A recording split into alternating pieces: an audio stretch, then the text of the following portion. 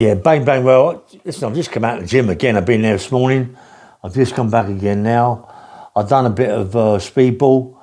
I mean, I'm not very good at it, really. I've lost all of that rhythm, I'm trying to get it back again.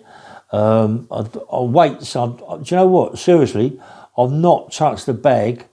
We've got two bags. I've not touched them two bags, 50-kilo bags, since they've been put up, yeah?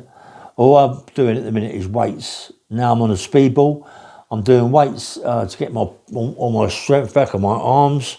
When that bag, them 50-kilo bags were put up, yeah, I went on them for a little bit, and I thought, no, I'm not ready for it. One, I'm unfit. Two, it felt really heavy. I had no power in my shoulders. So now, I'm up every morning early. I get to the gym about 9:30, 10 o'clock. I do hour and 20 minutes, hour and 50 minutes. All depends how I feel, yeah. I always come out feeling good. When I come home, do you know what I don't do? What I should do, and I'm the world's worst in telling people that they should do it. I don't stretch. I don't stretch in the morning when I go to the gym. I don't stretch after, because when I come back home, yeah, me walking down the hill, I can feel it. I can feel it kicking in. The muscles tightening up, yeah. You've got to loosen them. You must make them long again, because once they get all tight, you can't sleep proper. You need to stretch it to stretch them out, yeah? Stretch the muscles out. And I haven't been doing it, yeah? That's why they call it a stretch, yeah? Because you stretch your muscles out. And you watch animals, lions, dogs, they always stretch, don't they? Pull the muscles out long, yeah? Otherwise, they'd never be able to run. So I've got to really, really start that. I'll preach it, but I don't do it, so I've got to start it. Yeah, I love it. I love it every morning. I train.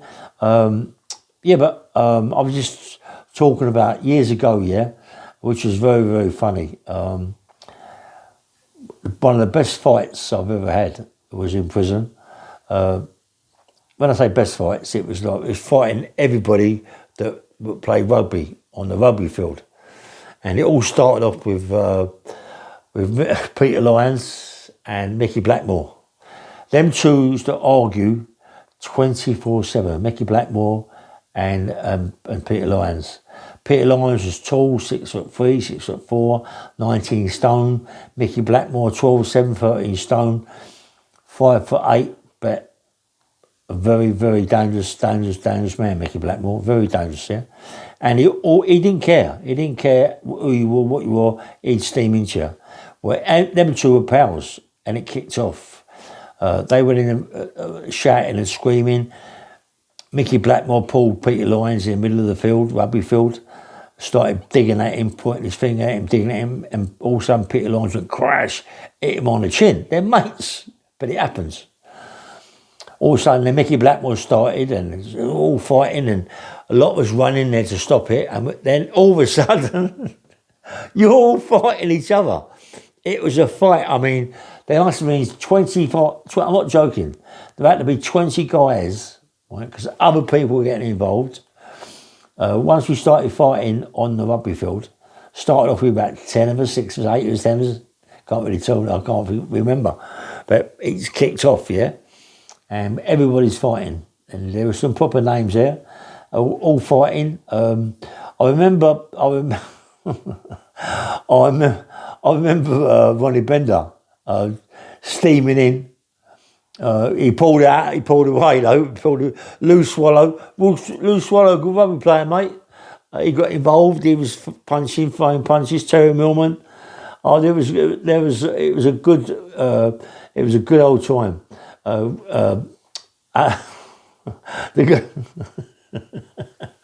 Oh dear, I see some good fights. Alan Dixon, he was funny, mate, when he got steamed in. He steamed in Alan Dixon, and believe it or not, he can have a row, Alan Dixon. I didn't think he could, because he's always joking about, yeah. But he was steaming in and shouting about and throwing punches. There had to be at the end. We all had punches in the jaw, because he was turning around and bump, getting someone was hitting on the chin, and then he's coming back. I loved it, man. It's one of the best fights that I've had in prison. that fight there, yeah, because everybody knows everybody, and we just punching each other. It's like playing rugby, yeah, and it was good. And we had a good rugby team as well. That was a really powerful team. We played some good teams, mate. We played some good teams, and Watkins at one time, Hitman Watkins got killed over in Holland. Good. It was a good manager of the team, Watkins. And so was Micky Blackmore. Micky Blackmore, same, Hitman. They both went over there, mate, and both got killed.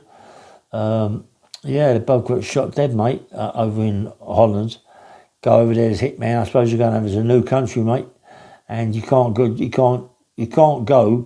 to another country thinking you can start hitting people. You know what I mean? And get back. It's not like that, is it? But they both got chops anyway. Micky Blackmore, he got chopped bad. They shot him about 5 or 6 times in the head and the body, and my father-in-law picked him up and put him in the car and drove him back to London, believe it or not. The car, in the boot of the car, they never checked it or nothing, yeah? I don't know what the borders would have done if they'd have checked the old man's car and Micky Blackmore was in the back of it, yeah? I don't know, yeah? But, my father-in-law brought him back. Bit surprised, my father-in-law come back without a scratch. But Mickey Johnson was a proper gangster himself, yeah? So there must have been something going on there. Not that Micky Blackmore and him was very close, good pals, yeah? Same as Ronnie Brown. Ronnie Brown was a really, really hard man, yeah? Ronnie Brown. I got on with Ron. He liked me, Ron, because I was always fighting. Ronnie Brown was one of the men that got on the lorry, the box lorry, to get Biggsy out of Wandsworth, yeah? Ronnie Brown was one. Ronnie Brown's a proper nice, very, very hard man. Ronnie Brown's brother. Ronnie Brown's brother, I always thought was a little bit simple, but he could have a fight, mate. He could have a fight. Very, very, very, very defined, really cut up, really. But they was call him Darky Brown, yeah? Because he was black. He was really dark. And he used to run without a shirt on, with shorts, winter, summertime, any time, and never stopped. 2 hours, he never stopped running. And he was black, that's what they call him, Blackie, yeah? He was a nice fella, mate. Ronnie Brown, Diamond, just could march on. You know, and my father-in-law, my father-in-law, when he used to talk about Jimmy Moody to me, his father-in-law, yeah, what sort of man Jimmy Moody was and how hard he was. I never met him. I never met Jimmy Moody. If I did, I can't remember. But me being, it's a shame, yeah? It's a shame that me and my father-in-law never got on, yeah, as such. Because my father-in-law wanted to be part of my business, yeah? And I was working with a big company, and my father-in-law wanted to come in on it, yeah? But they didn't want my father-in-law around. I asked my mate Micky. He said, no, we don't need him, mate. We got you. That's enough. We don't need him. So then I looked after my father-in-law, and my father-in-law didn't stop taking things from me, yeah? So that caused me plenty of problems. That caused me to fall out with the people that were looking after me. And it ain't fair, you know what I mean? Anyway, yeah, so me and there's a lot of people, that I got on with, big time people, yeah, as well, mate. You know what I mean? And it's nice. I mean, I'm not joking. I don't go nowhere now. You know, I just stay in. Not a recluse, but it's quite hard for me to get out and about and do what I want to do anyway. It's not easy, yeah. But I used to always be in the clubs. I've been in every club in the city. I used to go every Friday, Saturday, Sunday, clubs. Never stopped. Didn't drink, didn't smoke, didn't take drugs at the very end. Yeah, anyway, just a short little video, really. I'm just talking about my pals and that I train. I've noticed, I've been, as I say, I've been training now every day for the last couple of weeks, yeah. I've had one day off, and when I go in the gym, I feel really tight, really sore. I don't stretch, silly. I don't stretch. I get on a speed ball. I do 4 or 5 minutes on a speed ball, not in one go. I'm finding it quite hard to get into it, but I am, and it loosens me right up. Say it's all that pain at my shoulders, and then I start maybe. I do about 4 different exercises every day. I get on the bench. I do quite a lot of benching with light weights, dumbbells. Then I go heavy weights with dumbbells, back with the light weights dumbbells, and back with the heavy weights dumbbells. Then I do flies with the heavies, with the really heavy dumbbells, half flies, not full flies. And then I get off of there. I do maybe 4 or 5 sets on the preacher curls, really heavy on the preachers. Then I come off of there and do tricep extensions with a lighter weight, and then 4 sets, 5 sets of that. Then I do tricep extensions with a heavier weight, a lot heavier weight, and then I do curls again, and that's one workout. The next day I'll go in there, I finish off with a ball. The next day I'll go in there, I'll start off with a ball, a speed ball, getting into that. Then I'll do shrugs, 4 sets of shrugs, heavy shrugs, really heavy shrugs. I come off of there, I'll go on to the seated lateral pulls, cable pulls, as much weight as I can get on it I use. I'll do 4 sets of 10s, pull it very slowly, let it out very slowly. So I'll do 4 sets of 10 of those.